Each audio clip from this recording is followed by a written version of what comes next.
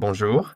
Dans la vidéo d'aujourd'hui, je vais vous montrer comment utiliser le mode manuel sur le Nikon Z30.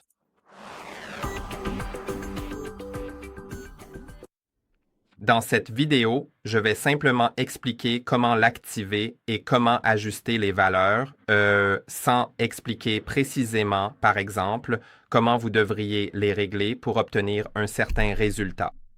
Je vais juste vous montrer comment l'utiliser. Donc, allons-y. Tout d'abord, assurez-vous d'être passé en mode manuel sur cette molette de sélection des modes. Ensuite, vous pouvez bien sûr ajuster ces trois éléments. C'est à cela que sert le mode manuel. Il sert à régler manuellement la vitesse d'obturation, l'ouverture et l'ISO. Maintenant, laissez-moi vous montrer. Quand je commence à tourner cette molette ici, j'ajuste la vitesse d'obturation. Vous pouvez voir comment cela change. Et ça passe de 1 sur 125. Je pense que si j'avais d'autres réglages, attendez une seconde pour ma vidéo, n'est-ce pas? Ou oui, parce que je pourrais changer la fréquence d'image et alors j'aurais plus d'options à ce niveau-là, comme pour, pardon, pas cette molette-ci. Oui, je peux descendre jusqu'à 1 sur 25, mais en photo, je peux en fait descendre à des valeurs encore meilleures comme le temps, peu importe, la pause B. Oui, c'est 30. Donc, jusqu'à 30 secondes, c'est 30 secondes. Donc, la photo mettra 30 secondes à être prise. Maintenant, je vais en fait descendre à une valeur plus normale. Ensuite, il y a l'ouverture.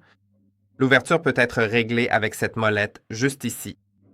Une fois que je la fais glisser à gauche ou à droite, ça change l'ouverture et le minimum est 4,8 et le maximum est 32. Donc voilà, c'est comme ça que vous pouvez régler l'ouverture. Et puis, la prochaine chose, c'est l'ISO. Et maintenant, l'ISO, vous pouvez soit, en maintenant le bouton ISO enfoncé, l'ajuster en faisant glisser ce curseur, et alors ça change l'ISO et vous pouvez prendre une photo rapidement. Quand vous relâchez, ça revient en mode auto.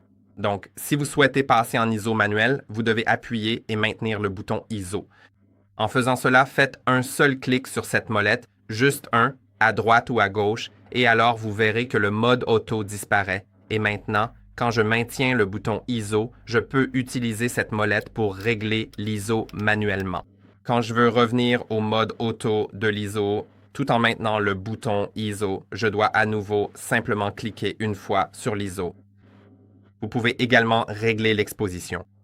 Pour régler l'exposition, appuyez et maintenez le bouton d'exposition juste ici, puis faites tourner l'une des deux molettes, celle-ci ou celle-là, peu importe laquelle, et ainsi vous modifiez l'exposition jusqu'à 5,0 ou jusqu'à moins 5,0 mm.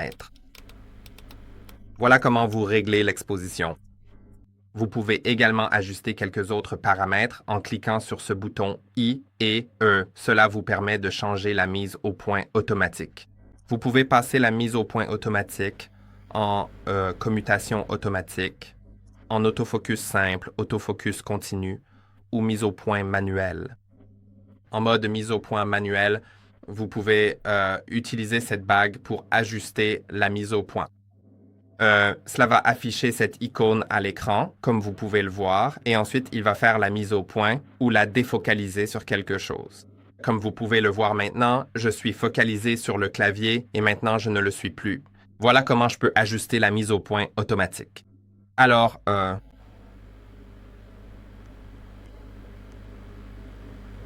oui, vous pouvez aussi changer de mode de mise au point en appuyant ici.